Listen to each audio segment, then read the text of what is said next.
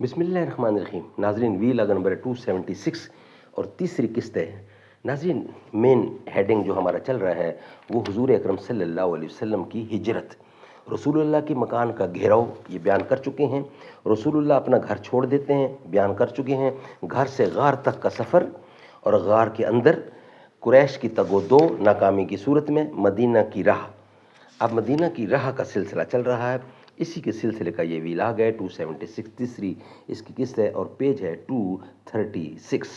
ناظرین، یہ کتاب جس سے یہ واقعات ہم آپ کے سامنے رکھ رہے ہیں، یہ سب کچھ قرآن و سنت کی روشنی میں ہم آپ کے سامنے رکھ رہے ہیں. اس کتاب کے رائٹر ہے مولانا صفی الرحمان مبارک پوری، اور اس کتاب کا ٹائٹل ہے الرحیق المختوم، یعنی سیرت النبی صلی اللہ علیہ وسلم پر دنیا بھر میں اول انعام یافتہ یہ کتاب ہے جس سے یہ واقعات ہم آپ کے سامنے رکھ رہے ہیں.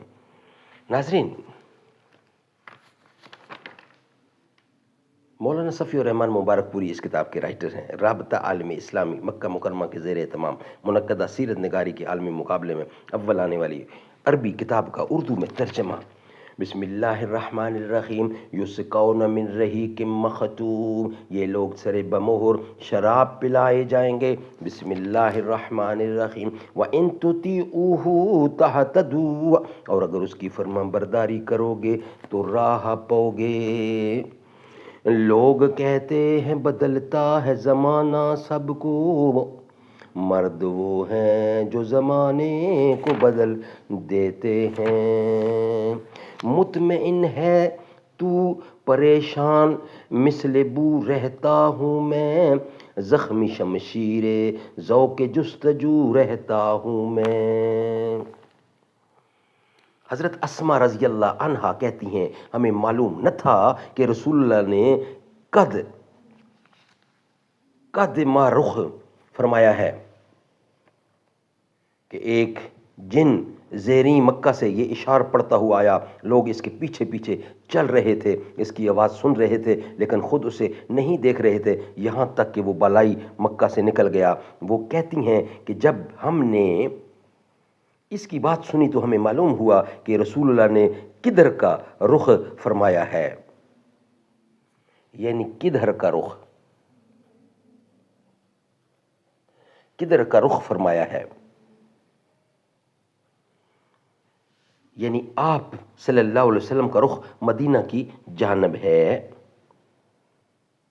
بنو خزاع کی آبادی کے محل وقوع کو مد نظر رکھتے ہوئے اغلب یہ ہے، یعنی غالباً یہ ہے کہ یہ واقعہ غار سے روانگی کے بعد دوسرے دن پیش آیا ہوگا.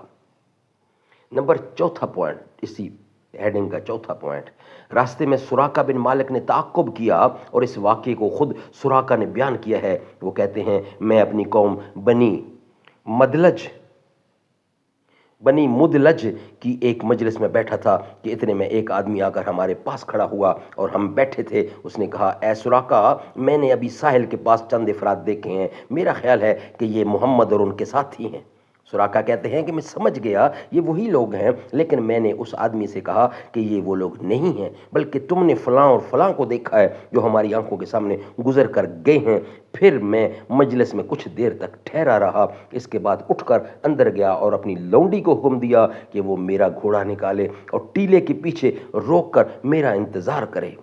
ادھر میں نے اپنا نیزہ لیا اور گھر کے پچھواڑے سے باہر نکلا. لاٹھی کا ایک سرا زمین پر گھسیٹ رہا تھا اور دوسرا اوپری سرا نیچے کر رکھا تھا. اس طرح میں اپنے گھوڑے کے پاس پہنچا اور اس پر سوار ہو گیا. میں نے دیکھا کہ وہ حسب معمول مجھے لے کر دوڑ رہا ہے، یہاں تک کہ میں ان کے قریب آ گیا. اس کے بعد گھوڑا مجھ سمیت پھسلا یعنی سلپ ہوا اور میں اس سے گر گیا. میں نے اٹھ کر ترکش کی طرف ہاتھ بڑھائے اور پانسے کے تیر نکال کر یہ جاننا چاہا کہ میں انہیں ضرور پہنچا سکوں گا یا نہیں. یعنی پانسے کے تیر نکال کر یہ جاننا چاہا کہ میں انہیں ضرر نقصان پہنچا سکوں گا یا نہیں.